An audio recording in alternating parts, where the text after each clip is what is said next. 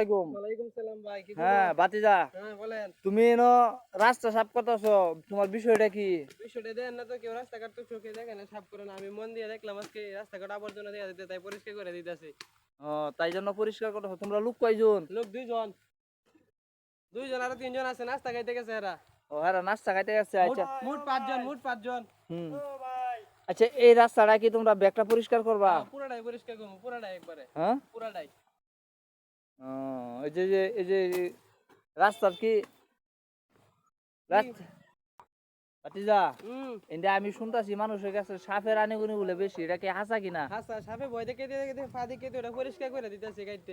হ্যাঁ, সাপের লাগে তো এটা পরিষ্কার করতেছি, মানুষে ভয় পেয়ে এদিক দিয়ে আয় না, বুঝছেন? কি তোমরা জনপ্রতিনিধি এটাছো? হ্যাঁ, জনপ্রতিনিধি। যাই হোক, এই যে তোমরা যে এই কাজগুলা করো, তোমাদের কি কেউ বেতন দিব? না না, বেতন দেবো না। হ্যাঁ, না কেউ কি বেতন দিব তোমাদের? না, বেতন দেবো না। এমনি রাস্তা পরিষ্কার করতেছি, মানুষের ভালো লাগে। আহ, মুরব্বী লোকেরা এদিক দিয়ে গেলে ডরা। যাই হোক, সম্মানীয় গাইস ভাই বন্ধুরা, আপনারা যে যেখান থেকে এই ভিডিওটি দেখবেন সবাই কিন্তু ভিডিওটি শেয়ার করে দিবেন। দেখেন এলাকার পোলাপানে রাস্তাঘাট তারা কিন্তু আসলে পরিষ্কার করে দিতেছে। এই যে দেখেন, এই রাস্তা দিয়ে কিন্তু মানুষ আনুগত্য করতে পারে না, সাপ টাপ মানে এটাকে রাস্তাঘাটে আনুগত্য করে।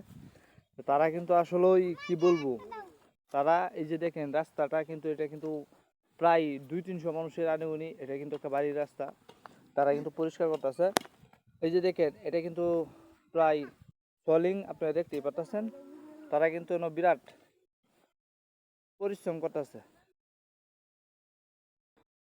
যাই হোক, সবাইকে যে কথাটি বলতেছি, সবাই ভিডিওটি লাইক কমেন্ট শেয়ার করে দিবেন, আর সবাই যার যে এলাকায় এইভাবে পরিষ্কার করে রাখবেন ইনশাআল্লাহ।